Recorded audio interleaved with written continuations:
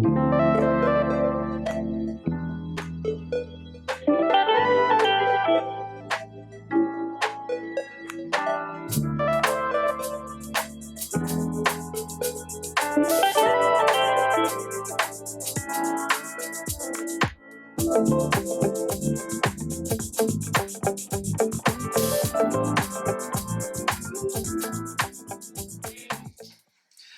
you guys so much for tuning in with us again. We are coming with you with another banger. We have a very, very special person in here today.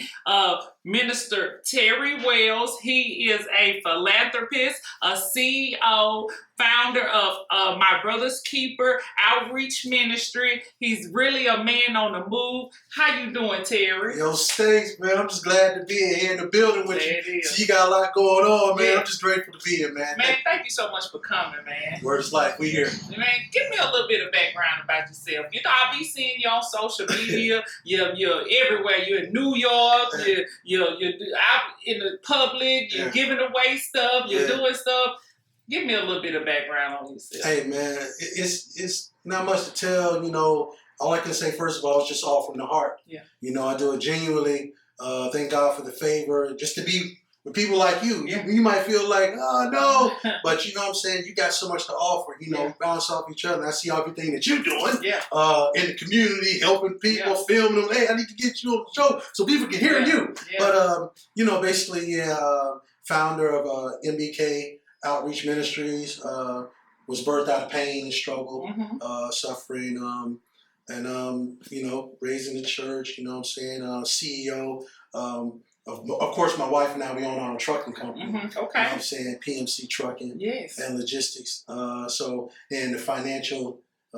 We have a financial. Y'all really got it going on. Power couple. I loved it. But you know, I thank God for my wife. You know what I'm saying? Shout out to her, Stephanie, because I'm just grateful that God put her in my life to help push me to my place of destiny as well. Because you can know something, but there's always somebody who knows a little bit more who can nurture the gift. Yeah. You know what I'm saying? Yeah, I agree. My wife used to always tell me, she said, you need to know your worth. Yeah. You know what I'm saying? Because I couldn't, sometimes when you're in the middle of giving and people using you and you giving and they taking, you know, you're the realest one in the world, as long as you giving and they taking.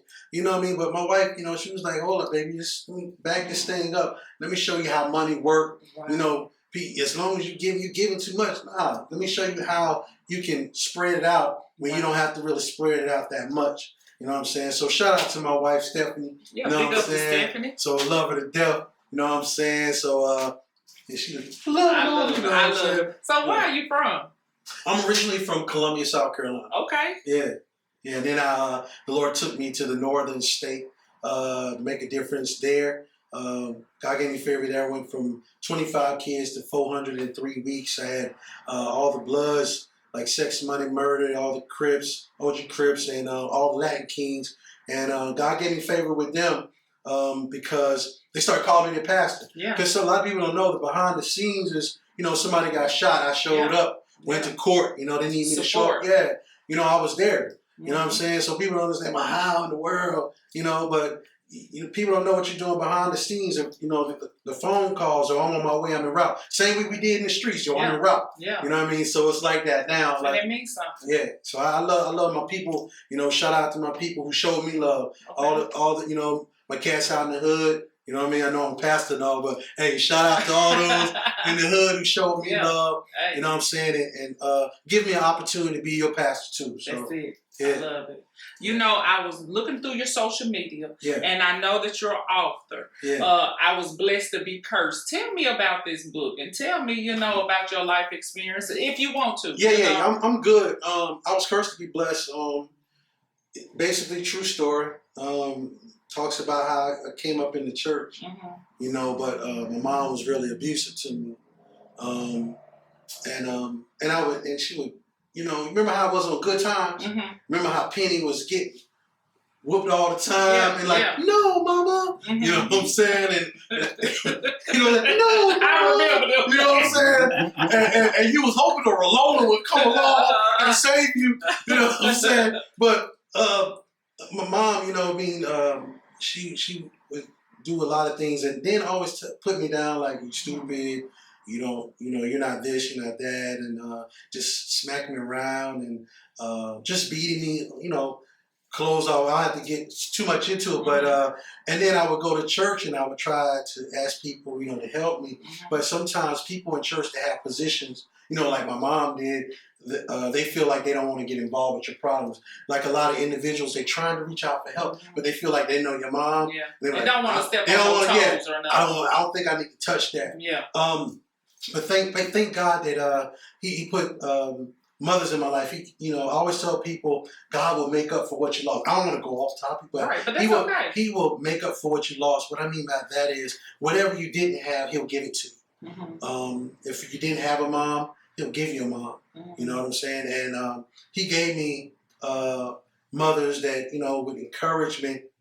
But along the way, back in the book, it talks about how she abused me, so it pushed me into the life of selling drugs. You know what I'm saying? I tell people, nobody wants to be a drug dealer. Not for real. No, seriously. Not like, for real. I want to be in the drug game. I want to do all these kilos of cocaine. Well, some do now. You know why some do? I'm going to tell you why some do. Because they take the game for granted. Yeah. They think it's a game, but it's not a game. Right. You know what I'm saying? And I got into the game, and because God gave me a favor with a Jamaican dude named Mike. He was like, yo, man, your name not going to be Derry no more, man. Your name going to be Brown, man. You know what I'm saying? So he took me and I learned the game. You know what I'm saying? It's a difference between knowing the game and learning the game. Right. Once I learned the game, I don't want to go on all, but anyway, I was breaking down all or whatever, with that thing. We understand. Yeah. So I heard about it. So I was in the game, but and then the devil, what he does, he gives you a false sense of what a family looks like on a fake version. Right. He gives you the fake friends. He gives you the fake girl too. Right. As long as you blinged out, you give it to her, she loving it until you can't give it to her no more. Right. And you know what I'm saying, until you go to jail. So basically, what happened was I was in the game, everybody with me, and it felt good. It felt good to be respected. It felt good to somebody hugging on me, loving on me, and all that until I went to jail. And when nobody. Nobody was there. And then I made them promise, like, Lord, I promise you, you get me out. You know what I'm saying? I pray so. He got me out, and I went back to those same thing again. And I think on the track, like with the drugs and money, but there were suicide attempts. Yeah. A lot of times because of what my mom told me, I used to. They put me on Ritalin because they felt like I was hyperactive. It's not that. Do you feel like it's the medicine push you to that, or just life? But sometimes those medicines have side effects. That can make people. Yeah, I'm wondering if that's why I'm so hyper. Medicine, but what was you going through? Not to interrupt you, but I just want to. I felt like my mom had like an evil twin. I'm sorry. I felt like, and this is real talk, the Lord deals with me in dreams, and he showed me my mom's face one time. Her face went from a smile to a clown smile. And I said, Lord, what is this? He said, this is what you've been dealing with all your life. I said, what is it? He said, the spirit of manipulation. He said, because if a person can manipulate you, they can control you. And that's all she ever did was hit by the head. You ever notice people just got control of you? Yeah. They do it. They can get beat like a woman. Pump, busting the head, still go back. Keep going back. You can be being used, whatever, still go back because they're being manipulated. And they put me on rhythm because I guess I have a naturally hyper. I'm just naturally hyper, but a good part. Right. So they put me on this medication, and I was just one day I'm hyper, next minute I'm in class. Yeah. Zombie. Yeah, and I was so abused. I put the gun to my head a couple of times, and I can identify with those in life that commit suicide. And it's not, they just want the pain to go away. Yeah. I remember when I used to be drinking and stuff, and the reason why I used to drink a lot because I just wanted the pain to go away. I was in so much, I just wanted to numb it. And you know what I'm saying? I'm drinking with Crown, Hennessy, whatever. And I'm only saying this because I'm just a real pastor. That's just because I'm transparent. But God will get the glory out of it. So, drinking, you think you're smoking a little weed or whatever, but then the next day the problem's still there. Yeah. It still exists. So with the suicide attempts, I remember me sticking my middle finger up at heaven one time because I was looking at God through her eyes. Was you mad at God or something? I was mad at God because you young, the typical Christians, you saying, you thinking they saying I love the Lord, but how they treat me. Mm. So I'm looking at Jesus through their eyes. Mm-hmm. So I'm figuring like, this is what God is doing to me, and I did nothing. Mm. I'm sorry you went through that. So, which takes me to my next question. Yeah. And it's also chapter 3 of your book. What was missing in your life that you was looking for? Or, what type of validations did you need? I was looking for a family. Mm. I'm the only child. Oh, okay. So okay. I only had, and people got this misnomer that because you're the only child, you spoiled. And yeah, yes and no. Mm-hmm. I was spoiled because my mom was adopted. Okay. You know what I'm saying? So I got a lot of stuff, but she gave me and took it away. Mm-hmm. Like she would give me a car, and she didn't like what I was doing. She used to take the cars away from me and give it to the neighbor's son across the street, and they'd be driving. Mm. So all this is going on. I can fix you. Yeah, in my face. You know what I'm saying? Sorry. I wasn't allowed to. Like a lot of kids, I was really good at sports. Mm-hmm. You know what I mean? Kids be playing outside. I couldn't even go out the gate. You know what I'm saying? Yeah, why do you think she was so strict like that? Maybe because I look like my dad. Mm. You know what I'm saying? She used to always blame me to you look just like him, and all that. So, man, I suffered a lot behind that guy. Man, I'm sorry. Look at you get all tears. Oh my God. Bring it back. It's okay. Bring it back. So, was your father around? No, my stepdad Okay. pretty much raised me. My real dad, he died about a couple of months ago. I'm sorry. Mm-hmm. But I always loved my dad, even though my mom would say negative things about him. But some of my heart was like, that's still my dad. Until I came to find out later on in life, it wasn't my dad. Mm. It was her. Mm. Trying to see me, whipping me, and all these things. You know what I'm saying? So come to find out, there's always two sides to every story. You know what I'm saying? I came to find out later on that, it wasn't his fault. Wow. You know what I mean? But my stepdad, he raised me. You know what I'm saying? He showed me how to do like construction. So I ended up owning my own construction company. That's later on. But yeah, shout out to him. He's past dead and gone, but he didn't have to step up and be the dad he was in my life too. Strong black man. Yeah. I love it. Were you into church and stuff at that particular time? Yeah. Church is right next door to the house. Oh, okay. So I always it's like every Tuesday and Thursday and Friday. Like I used to get picked on in school. Like, man, you gotta be in my first light post. Yeah. Me and Mom Street. You know what I'm saying? Like Sunday morning service and the 3 o'clock program too. Yeah, we was there. Oh my God. Okay, now by you being grounded in the word, let's move on to chapter 4 and you starting to backslide and reiterate on what backsliding meant to you and what you was going through. Backsliding means to me at that time was I had a relationship with Christ, but I felt like I wasn't worthy. I felt like I didn't measure up to him. I felt like, it seemed like everybody else was perfect and they measured up but me. And I'm trying to do all I can to walk upright before him and please him, but I'm still getting abused at the same time. So I'm in a battle between getting abused and, man, the streets is calling me with it. They're showing me love. So I'm like, man, I can't do this no more. Yeah. So I went back out in the streets, where I felt like everybody loved me. You know what I'm saying? And I just couldn't do it no more. I just couldn't take it no more. You know what I mean? So how long was you out in the streets selling dope and stuff? Oh man. Oh, don't like I see like y'all got excited. I ain't good. You see how I started smiling, but it was like, how long was you in the game? I was just saying. I'm just saying. I was in the game for a few years. Okay. But the thing about it is, the game is just as addictive as the person that's on the drug. Right about it. Because you feel like, I'm just gonna be here for a little bit, and I'm gonna get out. Man, when that bread, that money's coming like that, and the money you making every day, and and the devil, the picture that he paints for you is like you're never gonna get caught. Mm-hmm. And you think he glamorizes it. You think you're so smart. You're smarter than anybody. You think you 2 steps ahead. Mm-hmm. Yeah, it's not designed for you to win. Man, listen. I had. Let me share this one story. Okay, go ahead. You got the flow. So, all right.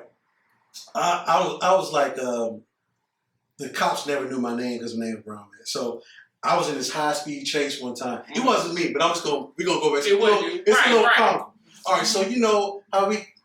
All right, say like you know your boy over here. Yo, cool. I don't know your man over here though. So they come to pick me up, and I was like, "Is your man straight?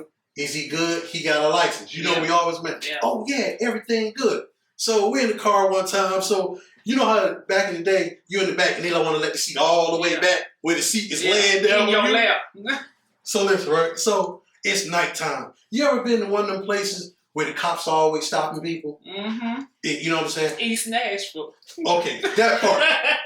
So we're in the car, and you know when the sun goes down, you know we like. So you know when the cops behind you, kind of feel it. I don't know where this feeling. You know, you just know it. Look, they finna stop. Damn. You know what I'm saying? No, we good. So I said, yo, they hit. I said, man, I got a feeling they finna stop. Ah, nah, we good. The lights come on. Woo! So check it. I said, hey, man, go ahead, man. Your boy need to pull over. I said, man, you good?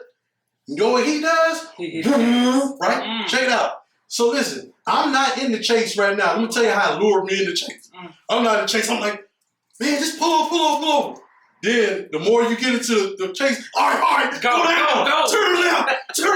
All right, go straight back.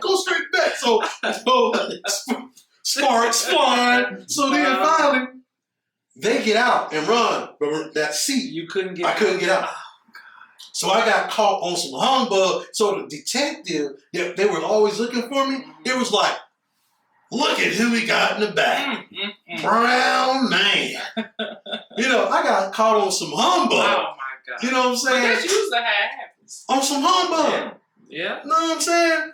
But yeah, man. So, you know, I stay in the game a little bit, but you know, when God's hands is on you, though, he'll start giving you warning signs. See, the thing about it is, you ever went to the club or something like that, chilling, but somebody might come to you and say, something about you. Yeah. You don't need to be out here.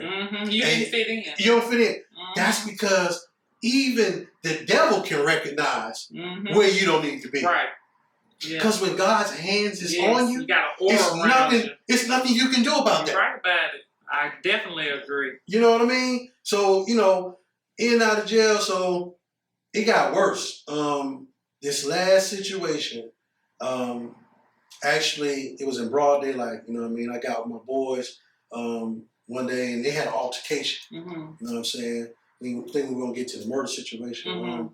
So what happened was, you know, I'm just a loyalist. I'm still like that. If I'm with you, I'm just with you. Even with church, whatever, my people, if I'm with you, that's all I know. I just know love and loyalty. You know what I'm saying? Like, if you hurt, I hurt. You know, we can help, you know, get this thing resolved and helping, whatever. That's just me. I'm just, if you call, I'm the type pastor, like, you call me, I'm coming. Like, that's just how I am. So, so basically, my boy had an altercation with this other dude. I knew everybody. You know how you know everybody? Yeah. And you know, you cool with everybody. So it happened over some rims. My boy gave his rims to this chick to hold for him. You know what I mean? And I went up to my man rim shop, and I was like, "Dog, I like my boy rims." So I called him and I'm like, "Yo, man, I think your rims up here." She sold them? No, she didn't sell them. She was in the messing with the dude. So my boy, my other dude I dealt with, he was type of dude that breaking cars and stuff. So what he did was, he said, "Yo, Brown, it was my rim." So he broke in the shop and got his rims back. Now his rims back. So you know how you always never around when stuff start first happening. So you get the call like, "Yo, man, what's up, man? Your boy, like, those my rims." So they was beefing over that. So of course, you know that third person is like, "All right, yo, I'm going," but you really want to go to see, but you really don't really want to be in it. So I was that type of person, like, "All right, dog, let's go." You know what I'm saying? Everybody, you know, got whatever we got, went out there, and they was like, "Yo, what's up now, nigga?" Like that. And my boy ran up on him and hit him in the head, bing, with his tire iron, so he fell, and my other boy just started dumping on him. And you know. And then that same day, I was like, yo, been the paranoia kick in. Like, it seemed like you driving, it seemed like everybody looking at you. Mm-hmm. So I was like that. Everybody was looking, but I was like, man, I hope he all right. So they had me on the news. Did you know he had died up until that point? Did y'all know? Didn't know until I was until on the But let me tell you again how the Lord saved my life. Because everybody got peoples too. So his people, I'm asking them after this happened. I thought it was gonna be all right because he was a big dude, and you know, you thinking like if somebody got hit because they big, they'll survive. So I mean, he was like a real big dude. So, but my boy in the car was like, "Yo, I know that nigga dead." Saw his eyes roll up in the back of his head, and then I was like, "Oh snap!" So what happened was we got back to where we was at, rendezvous. So I asked my man, "No, let me use your car. Check this out." He couldn't even find the keys to his car. Follow me on this. So he couldn't find the keys to his car. I was going to drive his car. When I left, I get a call back saying, yo, you need to come back over here. That car just got shot up. So his peoples came back. The car that I was supposed to be driving got sprayed up. And I was supposed to be dead. Wow. So then they had us on the news. So then, and this is a trip. I don't care how you think you're going to get away. Man, they're going to get you. I don't care. You think you're going to get away. It's not going to happen like that. Man, I was trying to leave out of town. My engine, I never had engine problems before. My engine knocking, knock. And then, you see how this broad daylight today? Man, you ever seen cops, you just show up out of nowhere? I don't know if you ever saw that before. But so I'm in my car. I'm about to leave. Man, these cops showed up out of nowhere, like, don't move, keep your hand off the wheels, cut the car off. I'm like, no, you cut the car off. You're not going to light me up. See, I had to reenact me. Yeah. No, I felt like I was there. Yeah. You're not going to light me up. So they took me to jail, and then detectives, you know, they try to play the good cop, bad cop, and they know everybody talking about they ain't no snitch and all that. See, here's the thing about snitch. You're not no snitch right now. Right. I mean, you telling people, oh, I ain't gonna tell, I ain't gonna say nothing. Yeah, you don't have to say nothing. But guess what? Trust me, you're not no snitch right now. But then when they come and you talking about you looking at 50 and 60 years, you know, especially you ain't do nothing, you ain't know what's going on. So a lot of people just like talk about snitching. I ain't gonna say nothing. But let me tell you how they got me. I didn't even say nothing. You know how they got me? How? They said, we're gonna give you a polygraph test.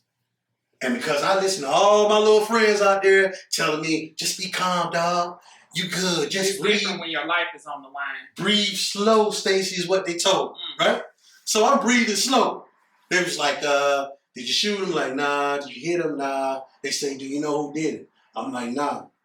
They came in and they said, yeah, we know you didn't do it, but we know you know who did it. Because your heart rate went and you know what they told me? They said, Mr. Wells, can you stand up for me? We're going to charge you with murder. And so they handcuffed me. Don't laugh at this part. Nobody laugh at this part, but I'm going to tell you what happened. And then we're going to move on to the next one. When they was walking me out in those handcuffs, as they was about to put me in the car, I ran. I ran with handcuffs behind my back. I made the block from the police headquarters. And then they were like, and it was raining. And something just told me to run. I don't know where that voice came from, but it told me and I did it.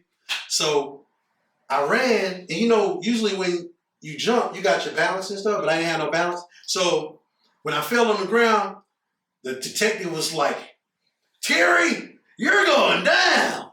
And then for some reason, I had the handcuffs and I was on the ground, and I was like, you're wrong. They're going down. So yeah, it was like, yeah, they was telling me I was on the ground, like the handcuffs on. They was like, you're going down. And I was like, you're wrong. They're going down. And then, that's crazy. Yeah, so we in the courtroom. They was like, you give them, they call themselves the Rough Town Gang. If you give them, because we was on that poison claim, JT Money right back then, you feel me? So they was like, you give them 1,000 more guns, 1,000 more bullets, they're gonna go kill 1,000 more people. So wow, that's really what they think of us too. That's what they did. So you know that little bit. I'm sorry, I don't want to take. I just got down. That was interesting. You had me right there. Yeah. So yeah, I'm sorry, man. Okay. I just got into it. Okay. Okay. How much time did you get behind that? Well, And I thought that I wasn't gonna get any time.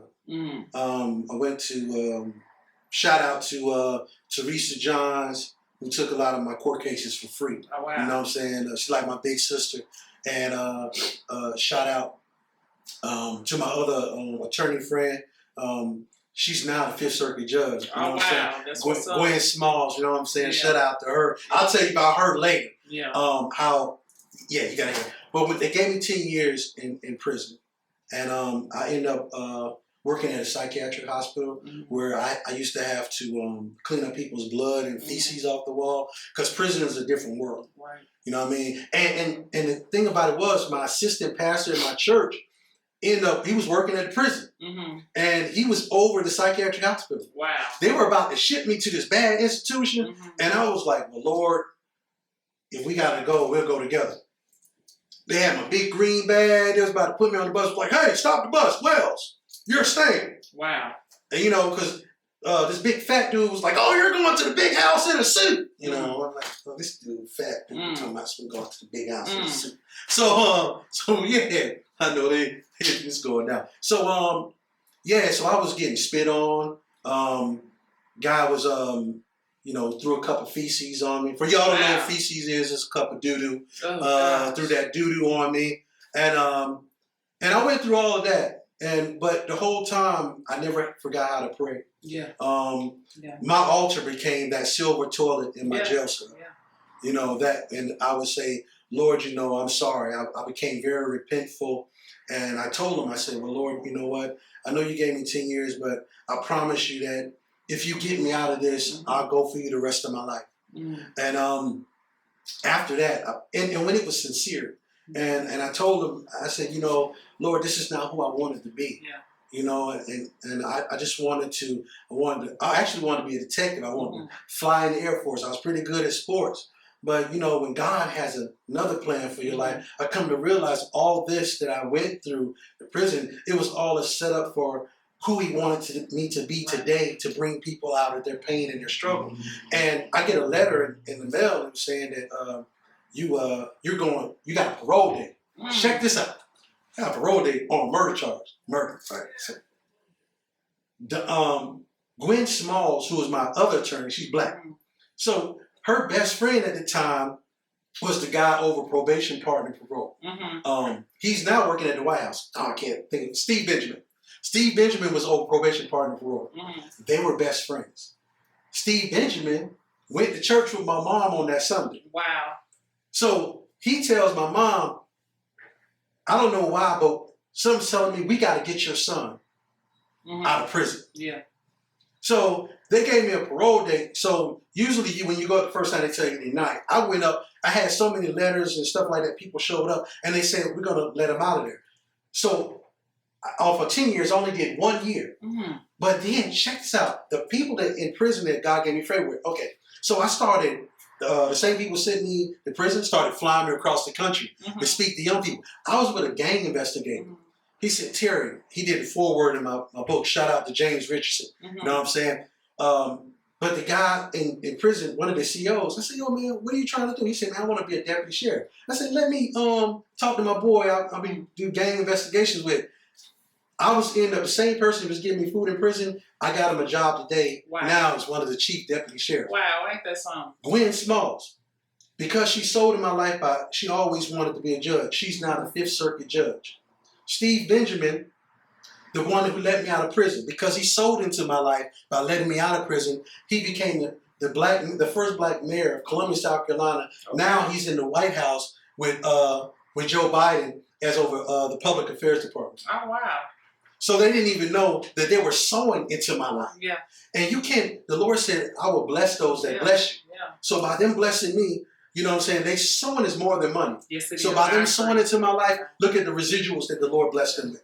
Yeah. So after you spent your bid in prison, tell me about your restoration, you know, and do you feel like the penitentiary rehabilitated you?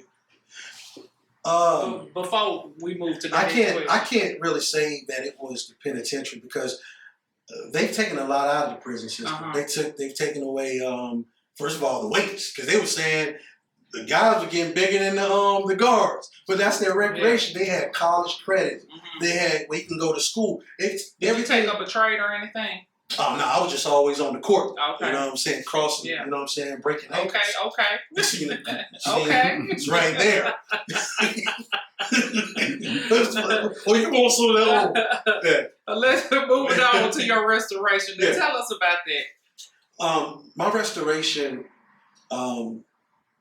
came when I surrendered in front of that toilet. Yeah. And I was able to surrender all my failures, my pain, my struggles, forgiveness, right in front of that toilet. Yeah. You know what I'm saying? Well, I just got tired. I couldn't do it no more. Yeah. That's when the restoration happened. But the restoration happened once I got out of prison, where everybody who did me wrong, I was able to look them in their face and really smile at them. I'm able to pray for them, and they would say, "Yo, what's good, man? Don't even worry about it. It's all good." So the restoration began once I got out. It was when I had to go through the valley, like a lot of people are going through. They might not be going through a physical prison, but they're going through a spiritual prison or mental prison right now. And that's only a setup so that when God heals you and delivers your mind and your heart, where you're able to totally surrender it to Him, that's when the real restoration begins. And you know what the Lord spoke to me a couple of months ago? I was in the car and I was crying. The Lord said, "Terry, I'm going to anoint your pain. And I'm going to anoint your struggles." Because I was that kind of Christian where I struggled with a lot. And you know, I have, I made a lot of mistakes. But the Lord uses those things to deliver other people. Yes, He does. Yes, He does. Okay. I'm ready to high five. Okay, that's what I'm talking about. They deserve a high five. They definitely deserve that. So, moving on, because you did go through something, you know, and so prayers with you. I'm glad you're back on the right track and back on the other side of the law. So, let's talk about the movement, turning doubters into believers. Let's talk about that. Yo, man, that's for everybody. You know, God gave me that turning doubters and believers because to doubt God is to prove God. Yeah. You know, you ever feel me when people say, "Yo, all right, try me. Try me, see what I'll do." That's what God is saying. Try me. So people will doubt you, but God, everything that they doubted about you, God is going to make them a believer. Yes. So that's why God didn't only give us a ministry, He gave me a movement. Yes. Because I like to work with people that never got opportunities before. Yeah. I don't look for big names. I love people because they got talent. So I'm like, yo, check it. I like to find out, what does Stacy like to do? Yeah. So when I find out what you like to do, I just push. Yeah.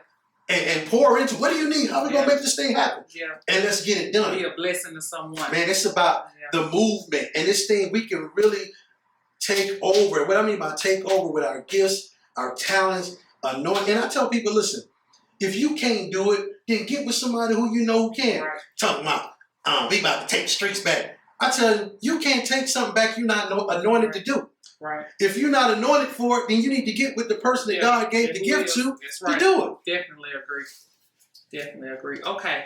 You know, I had looked on your social media, you know, because I'm always social media stalking. This is what I do. Okay. I'm in your hold on. Before you do that, hold on. Meet the sound. Okay, here you go, stalking. I'm always, I'm all in your business. You know, I'm looking. So let's talk about this movie. God Loves Thugs 2, the Terry Wells story. Don't tell us too much, but tell us enough. God Loves Thugs 2. Y'all heard about the book, so you know it's based on a true story. Yeah. It's basically how I came up, in the drug game. Actually, when it first takes place in the movie or the play, it starts out in the courtroom where the attorney saying, "Hey, Terry didn't kill Ray John," and all this, that, and the other. And then it goes back to my childhood to abuse. Okay. And then works its way up. You know what I'm saying? So I wanted to add a little bit more like club scenes. Okay. Stuff like that. People are actors. They want to be a part of film or stage play. You know, shout us out, get in touch with the stage, you know what I'm saying? Because I'm going to tell you why God gave me God Loves Thugs 2. I know once it hit the play or the mainstream, everybody going to be there because, man, everybody in the streets going to be like, what? Yo, God Loves Thugs 2. Man, you need to go out. Everybody in the I streets agree. gonna. And then a lot of people can relate to that, you Word know, like, because yeah. thugs go through stuff too. You Word know? up, word up. They go through some stuff and they need God, you know. And so thank you so much for elaborating on that. That thugs need love too, and Yeah. it's okay to love God. That don't make you less than or anything, because you want to love the Lord. Love the Word. Lord. That's the business. Do you have any correspondence or other organizations that you're affiliated with that you would like to shout out, or anyone you want to mention? Hey, yeah. Word up. Listen. First of all, I just want to say thank you for all those out there who believed in me. You know what I'm saying? And actually, I want to say thank you for those that didn't. You feel me? Those that I want to thank those for actually they used me and took advantage of me. Yeah. I want to thank all those who lied on me and created rumors about me and manipulated me, because if they never did that, would have pushed me closer to the Lord. And now I want to shout out all those who you know who you are, who stuck with Lieutenant Bethesda Stokes, my sister, the first African American sister that made the lieutenant in Trenton, New Jersey. Shout out, you know what I mean? You were there for me. Clemmy Greenleaf here, Mothers Over Murder. You know what I'm saying? Love you, girl. You know what I mean? I always told Clemmy, like, I don't care about what people say. Yeah. That's not gonna change my mind. I got my own mind. Right. So you missing out on your blessing for not rocking out with her. That's still my sister. So what's good? You know what I'm saying? I want to shout out especially to my wife, who was there for me. And when I was in Jersey, she was like, come over here to Nashville. But I didn't know nobody. I was like, man, I don't want to go over there, Mom. I'm good where I'm at. But you told me, you know what I'm saying? You said God's got great value and you're going to be able to change a lot of lives. Shout out to my wife, Stephanie, and to her mom for being my mom and her whole family, being my siblings. Shout out to Cheryl Huff, you know what I'm saying, aka my auntie, you know what I'm saying, to her son, Mike Deuce. I believe in, I think God, you know what I'm saying. My boy Reggie, out there, I don't know where you at right now. You probably up there doing some films somewhere. My man with Lionsgate Sony Films, you know what I'm saying. My man Rob Swartz, you know what I'm saying. You want a distribution deal, holler at me. You know what I'm saying. You got a rapper, singer, whatever you're trying to do, I can get your distribution deal through him. To my Italians out there, Rob Swartz. They rent out the Empire State Building. Thank you, man, for, you know what I'm saying. Rob Lavero, I'm sorry, for taking me in, like, you know what I'm saying, your son, you know what I mean, and how you know, showed me and gave me stuff. You donated, gave me houses and stuff. They gave me houses, they donated to me. Yeah, and that's worth a shout out. And gave me cars and stuff. They just, you know, want to give it to me. God put angels in your path sometimes. Yeah, and I want to shout out to him. Shout out to my man Rob Spacey, my other Italian dude out of Philly. You know what I'm saying? I love you, bro. All those just showed me love. Thank you, you know, for getting me up here. And I just believe in y'all. Thank God for you. And I believe that God's got greatness coming in your life. Yes. And this is just the beginning. And yo, if you a syndicated show out there, you know, you need them on your squad. You know what I'm saying? So yo, show them love, just like, you know what I mean? And God will bless you for sowing into their life. Okay, Pastor Wells, what information would you give a young man or woman that's going through who's headed in the wrong direction? What information would you give them, and can we use your organization, you know, to refer them to you? Can we use? Yeah, I would love, you know, any referrals, because if you feel that you're going down that downward spiral, you got to first of all try to, because easy said and done, but pray about it. Can't sometimes person just can't pray. They trying to find a way out. Yeah. So I would honestly say try to get with somebody who you really know you can trust. And that's hard too, because you don't really know who's who. But if you feel like you're going down a downward spiral, you know, reach out to me. Okay. If you one of your aunts, cousins might know me or something like that, I answer my phone. I'm not the cat, like, you know what I'm saying, tell you something, don't answer. Yeah. My wife will tell you, I answer my phone all the time. Like, it can be beside the bed. Like, you gonna get it? Yeah. She know I'm gonna get that because it can be anything. But I would honestly say if it's somebody you really before that, because you might not even know my number, whatever, but if you know somebody you can trust, genuinely, talk to them about it, and prayerfully that friend or that loved one can get you that help that you need. And if that don't work, just reach out to me. You feel me? Yeah. Well, you have definitely kept us entertained today. Thank you so much for coming to the I.M.B Brown Foundation, I.M.B Studios. This has been a very, very fun interview. So thank you so much. Yeah. Let me get your contact information. Where you at? Give me all your platforms. Yo, y'all already know I'm not in Jersey no more. Shout out Jersey, Columbia. I'm in the Ville right now. You know, they say Cashville. They finna make that bread for real. But listen, if you really looking to be connected, and you don't have to be a part, but you want to be a part of this movement, if you really want to make a difference, I want you to team up with me. You know what I'm saying? Whatever kind of gifts, talents you got, you might filming, singing, whatever, musician, whatever, link up with me. Yeah. My phone number is area code 609-610-5955. Also, you can reach our additional number at area code 615. Y'all know the area code. 615-892-1374. Again, that's 615-892-1374. You can go to our website at mybrotherskeeperstw.org, or you can inbox me. You know, check me out on Facebook, Terry Wells. You know what I'm saying? Or check this out. Forget, I'm gonna make it easy for you. Go to the podcast. There it is. All the links. And you're gonna get everything that you need. Yes. Reach out to Stacy, and she's the plug. That's it. And she'll know, you know, you can't even, you might not, whatever. Just go on her YouTube channel and be like, yo, I need that info so we can get connected. And guess what? If you want to make a donation, you might have these people that are homeless. If you want to, we're a nonprofit, 501c3. You can use. People have given us houses. You know, they give me 3 houses. They donated cars, but I want to show you where either your money went, houses went. You're going to see it because you're a part of it. So there are a lot of homelessness going on. So if you got a house that you don't want, donate it to our organization. You got a commercial building that you're not using, let us utilize that facility so we can make it a one-stop shop. So we can put Stacy, the podcast in there. We can have our green screens for our own production studios, our studios so cats can go in there don't have to worry about being in the streets. Totem pills, they can go in there and record. You know what I'm saying? And then we got the church that's going to ministry in there.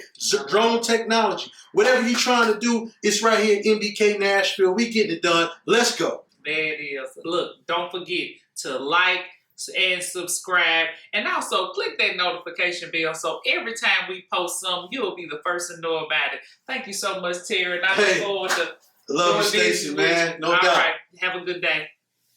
There it is.